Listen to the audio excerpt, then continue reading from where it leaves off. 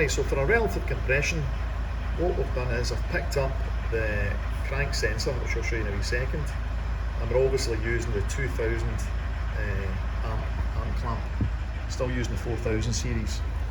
So what we've got is we have the amp clamp here around the main battery positive. Again, you've got to make sure you've got the amp clamp the right way around. And we are on the crank sensor, which is on these Cummins. It's quite easy to get to, it's right, and it's the red lead is the signal wire. These are an inductive sensor, so they give out an AC waveform. So we've got you can see there the pin, the blue pin, channel A is into the red lead, which is the middle wire in this connector. And the crank sensor is relatively easy to get to, you can actually physically see it. Oh, it's not going into focus, but there it's there. So we're on the crank sensor, we've got the amp clamp around the battery, and then all you do is, oh, to be fair, what I've also done as well is I've disconnected both plugs from the injectors, so obviously it doesn't fire. You could pull the fuse, but generally the fuse for these engine ECUs kills a lot of other things, the sensors that are getting fed obviously from the ECU as well. So it was simpler and easier just to pull the plugs off the injectors so the engine physically can't fire. So you have to have it so it's just turning over in order to see the amperage.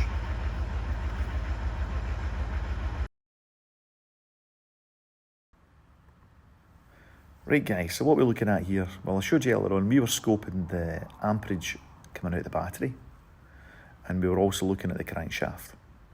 So what you can see here, well first of all, I've got the amp clamp, because with the 2000 series I've set it to 1 kiloamp. To be fair, the inrush current on a truck can be as high as 1000, depending on how many cylinders you've got and how cold the engine is. But you'll see here, when we were cranking the engine over, what we said was about, the maximum was about 200 amps cranking. So not the inrush current, just what it was when it was physically turning over. But what we're actually seeing here is every time it goes into a compression stroke, the starter motor is drawing more amps. And what you're looking for is a very quick check, is the fact that all of the peaks are roughly going up to the same value, which they are in this case. So just a very quick check, we can see every cylinder has got roughly the same effort by the starter motor trying to push it through a compression stroke. So the compression each cylinder in this case is good. To be fair, if you were doing that and all you're doing is a very quick check, you wouldn't even need to crank up the crankshaft. You would literally just do that one test and see if they're all even. The reason we brought up the crank is what you've got to watch. Of course, we've got a 4-cylinder engine, so of course that's injector number 1, because it's just before top dead centre there.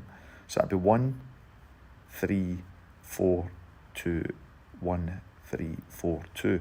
That's assuming that is number 1. That could be number 4. So 4, 2, 1, 3, 4, 2.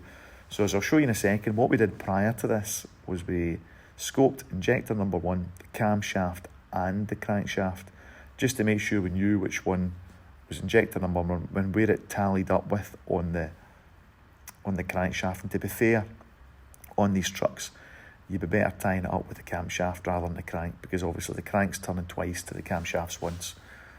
So at least on the camshaft you'll see a definitive, this is where number 1 is, and I'll show you that in a wee second.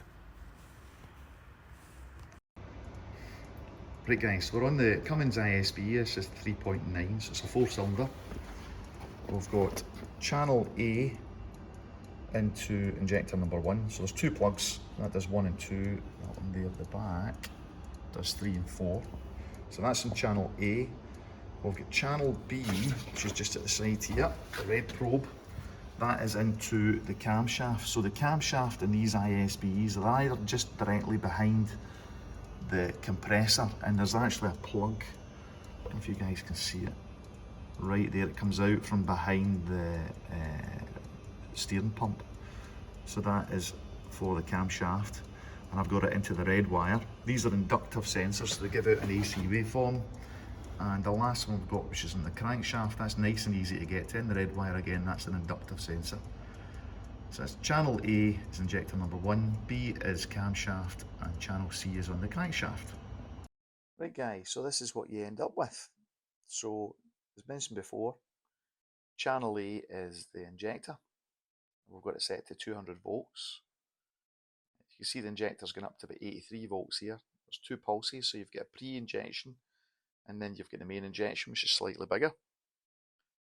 Channel B is the camshaft, which is inductive as well. We've got that set to about 20 volts. As you can see, that gives us a nice big waveform there.